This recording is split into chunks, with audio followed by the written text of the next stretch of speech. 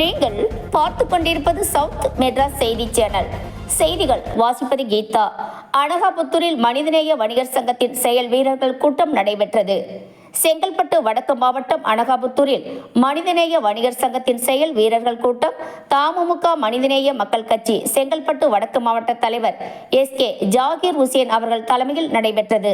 சிறப்பு அழைப்பாளர்களாக மனிதநேய மக்கள் கட்சி மாநில துணை பொதுச் செயலாளர் தாம்பரம் மாநகராட்சி மாமன்ற உறுப்பினர் தாம்பரம் M யாக்கூப் அவர்கள் கலந்து கொண்டு சிறப்புரையாற்றினார்கள்.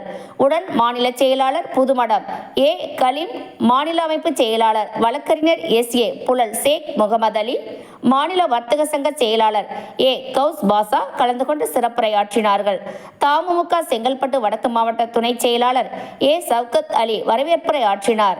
மாமக மாவட்ட செயலாளர் M அப்துல் ரஹீம், மாவட்ட பொருளாளர் M சபியுல்லா, மாவட்ட துணைத் தலைவர் AN அப்துல் ரஹ்மான், மாநில இளைஞரணி செயலாளர் S தமும் அன்சாரி, மக்கள் உரிமை மற்றும் நுகர்வோர் பாதுகாப்பணி மாநில துணை செயலாளர் S முகமது நயினார், தகவல் தொழில்நுட்பணி மாநில துணை செயலாளர் A முகமது ஜமீல், மாவட்ட துணை செயலாளர் OKN அப்துல் காதர் ஜமால், மாவட்ட வணிகரணி செயலாளர் A அப்துல் முனாம், மாவட்ட வணிகரணி பொருளாளர் S அசன் மற்றும் மாவட்ட நகர பகுதி கிளை நிர்வாகிகள் மற்றும் பல்லாவரம் கண்டோன்மெண்ட் நகர வாரச்சந்தை நிர்வாகிகள் கலந்து கொண்டார்கள்.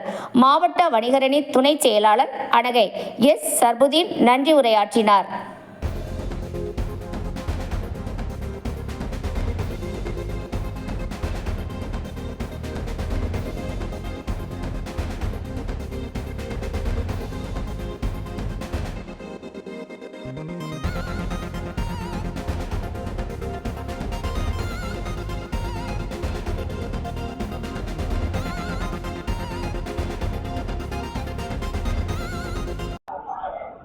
மனிதநேய மக்கள் கட்சியினுடைய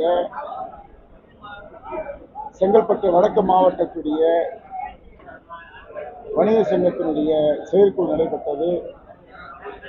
இந்த செயற்குழு மிக சிறப்பாக செங்கல்பட்டு வடக்கு மாவட்டம் நம்ம புலர் பொறுப்பாளர் மாநில வணிக சங்கத்தினுடைய ரோஸ்பாஸ் உள்ளிட்ட நிர்வாகிகள் பங்கெடுத்தார்கள். மிக சிறப்பாக இந்த நிகழ்ச்சி நடைபெற்றது.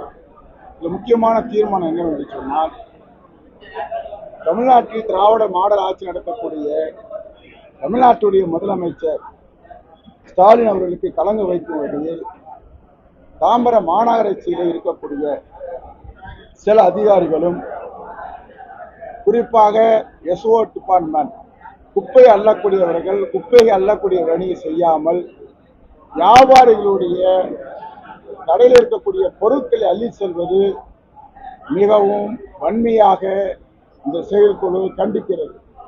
அதேபோல் மாண்புமிகு தமிழ்நாட்டுடைய முதலமைச்சர் அவர்கள் அனைத்து மாநகராட்சிக்கு உட்பட்ட வியாபாரிகளுக்கு தலா 10,000 ரூபாய் கடன் உதவி செய்து அவர்கள் வாழ்வாதாரத்தை உறுதிப்படுத்த வேண்டும் என்று அறிவிப்பினை கோவை மாநகராட்சி நடைமுறைப்படுத்தி அனைவருக்கும் தள்ளுவண்டிகள் கொடுத்து 10,000 ரூபாய் லோன் கொடுத்ததை இந்த செயற்குழு வரவேற்கிறது.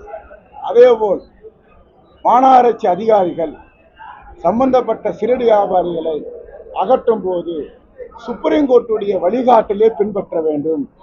சுப்ரீம் கோர்ட், உச்ச நீதிமன்றம் சிறு வியாபாரிகளை வாழ்வாதாரத்தை பறிப்பு வண்ணமாக செயல்படக்கூடாது, அவர்களுக்கு மாற்றிடம் கொடுத்துதான் காலி செய்ய வேண்டும் என்று உத்தரவு வழங்கியிருக்கிறது. அந்த உத்தரவை அரசு இயந்திரமாக இருக்கக்கூடிய மாநகராட்சி அதிகாரிகள் பின்பற்ற வேண்டும் என்று இந்த செயற்குழு கேட்டுகிறது. ஏறத்தாழ தமிழ்நாடு முழுவதும் 60,000 மனிதநேய வணிக சங்கத்துடைய உறுப்பினர்களை கொண்டு நாங்கள் இயங்கி வருகின்றோம். வருங்காலத்தில் 10 லட்சத்துக்கு மேற்பட்ட வணிகர்களை ஒன்றிணைத்து தலைவர் பேராசிரியருடைய தலைமையில், வணிக சங்கத்துடைய தலைமையில் நாங்கள் மிக பிரமாண்டமான ஒரு மாநாடு அறிவித்து பல்வேறு கோரிக்கைகளை அரசுக்கு, ஒன்றிய அரசுக்கும் மாநில அரசுக்கு வைப்போம் என்று தீர்மானிக்கிறோம்.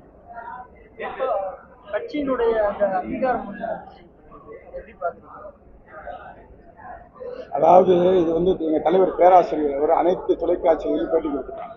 இந்த கட்சியினுடைய தலைவர் பேராசிரியர் மிக சிறப்பாக பேட்டி எடுத்திருக்கிறாங்க. அந்த அதிகாரத்தை அரசியலமைப்பு சட்டத்துக்கு உட்பட்டு நாங்கள் எதிர்கொள்கிறோம்.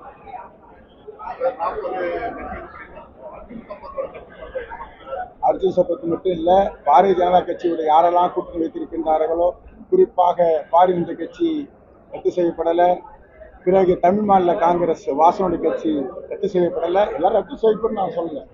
ஆனால் எங்களுடைய தலைவர் பேராசிரியர் அவர்கள் பீகாரில் இருக்கக்கூடிய ஓட்டு திருட்டை கண்டித்து அறிக்கை விடுத்திருக்கின்றார்.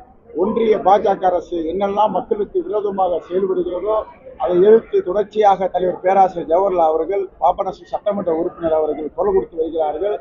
அவரை எதிர்கொள்ள முடியாத பாரதிய ஜனதா கட்சி அரசு இப்படிப்பட்ட வேலையை செய்கிறது.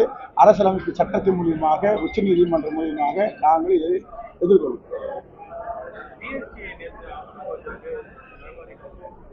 ஜிஎஸ்டி இப்போ மக்கள் புரட்சி உதாரணத்துக்கு பார்த்தீங்கன்னா பிரசியன் ஒரு நாடு.